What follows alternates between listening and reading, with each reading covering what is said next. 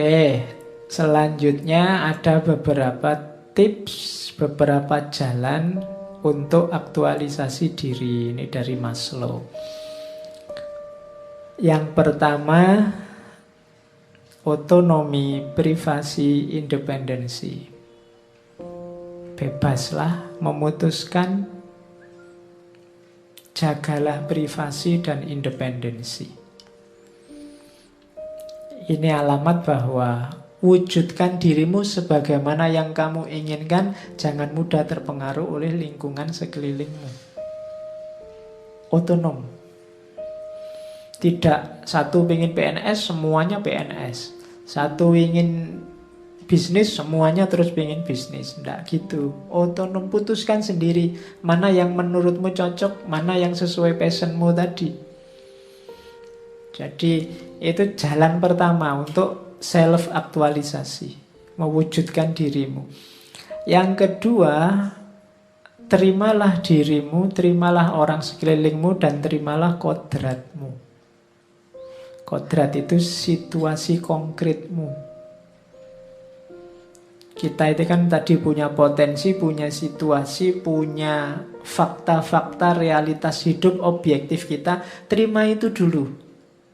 Jangan mengeluh dulu, jangan kesusun nuntut dulu. Pahami dirimu apa, siapa, kapasitasmu, kemampuanmu apa. Jadilah realistis. Karena modal pertama itu, kalau kamu realistis saja tidak bisa kamu mengembangkan diri. Kenyataan dirimu kamu tidak tahu, ya susah kamu mengembangkan diri. Kalau kamu miskin, diakui dulu, saya tidak terlalu banyak harta Pak, tapi saya punya tekad. Kalau kamu tidak terlalu cakep, diakui saja. Kalau wajah sih saya pas-pasan Pak, tapi kesetiaan misalnya. Loh, ya, itu namanya realistis. Jangan menipu diri. Ngomong apa adanya.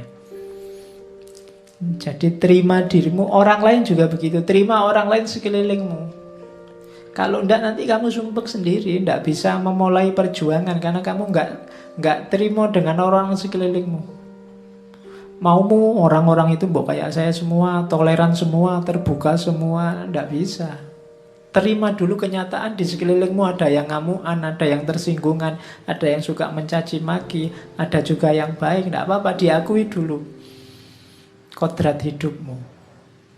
Itu baru kamu bisa merancang strategi untuk mengembangkan diri.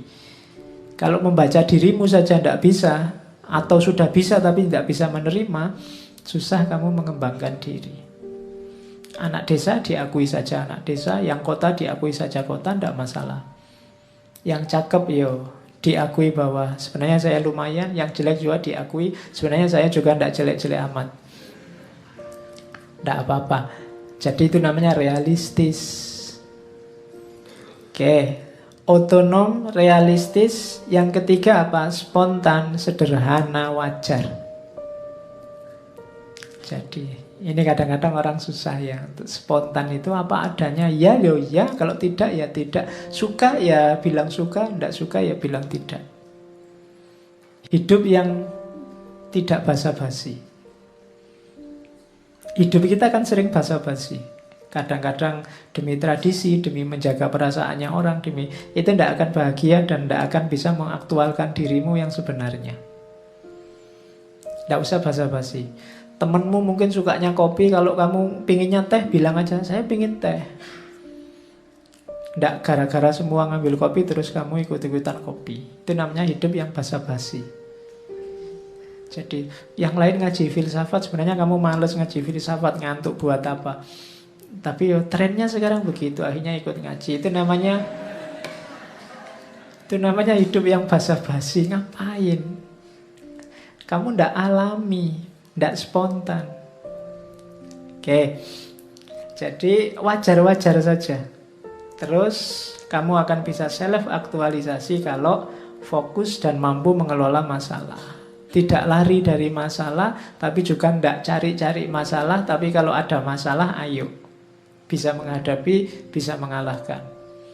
Ini orang yang bisa aktualisasi diri. Rumus kedua, demokratik. Jangan tertutup, terbuka. bisa berteman dengan siapapun, watak macam-macam, dan mau belajar dari siapapun. Ini orang yang bisa berkembang, karena kamu nyari referensi untuk mengembangkan dirimu kan dari orang lain. Maka kamu harus terbuka.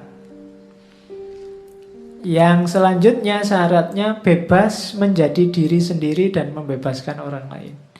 Jangan mau dizolimi, tapi kamu juga jangan menzolimi. Jangan mau dikungkung orang, dan kamu juga jangan ngungkung orang. Dua-duanya akan menghambat aktualisasi diri. Terus kreatif dan original. Kreatif itu kamu bisa menciptakan sesuatu yang baru, yang unik, yang khas dirimu, yang tidak niru-niru orang lain. Jadi ndak serta-merta semua kok sekarang ngomong gitu. Akhirnya kamu ikut-ikutan. Biasanya kamu pakai Assalamualaikum warahmatullahi wabarakatuh. Sekarang semuanya disingkat. Salam gitu dok. Wah, ini dijawabnya piye ya, aku kadang-kadang gitu. Kamu ndak original, yang lain ikut semua, kamu ikut-ikutan juga. Sekarang orang malas ngomong, cuma ngasih jempol saja, kamu ikut-ikutan pakai jempol. Kadang-kadang ada emotikon meringis itu kan. Kadang-kadang kamu ndak tahu itu emotikon apa, ya kamu ikut-ikutan. Saya baru tahu kalau ada emotikon tangan dua nangkup itu, ternyata itu bukan mohon maaf, tapi itu emotikon high five. High five itu setuju sebenarnya, sepakat ya, oke. Tapi kan kamu mohon maaf pak, kan kamu gini. Ya. Dan itu dari mana kamu dapatnya? Niru-niru orang lain. Sama kayak emotikon yang atasnya ada gambar bulatnya itu kan. Ada yang menafsirkan itu sedang bingung. Jadi ada sininya muter-muter berarti bingung. Jadi kalau kamu ada orang ngomong kok kamu tidak paham, terus kamu kasih emotikon itu. Padahal maksudnya bukan itu. Nah itu kan, kenapa kamu kok gitu? Karena kamu ikut-ikutan orang lain. Kamu tidak kreatif dan tidak original. Kamu ciptakan sendiri yang versimu. Biasanya kalau ada berita tidak enak apa berita enak, itu isinya copy paste kabeh. Ya kan, innalillahi, semoga itu podo kabeh isine semuanya. Ya, semoga cepat sembuh, semoga diterima di sisinya, yang ditinggalkan mendapatkan kesabaran. Kabeh podo dari awal sampai akhir. Copy paste, ndak original, ndak kreatif. Kreatif lah, kamu akan dikenal jadi sesuatu. Karena setiap pribadi itu unik. Kalau dia kreatif sesuai jati dirinya, dia akan jadi sesuatu. Tapi kalau kamu hanya ikut sekelilingmu, ya kamu tenggelam dalam kerumunan, kamu tidak akan kelihatan. Koyo liyane padha wae. Jangan jadi orang yang seperti yang lain, yang unik, khas dirimu. Kamu akan dicari orang.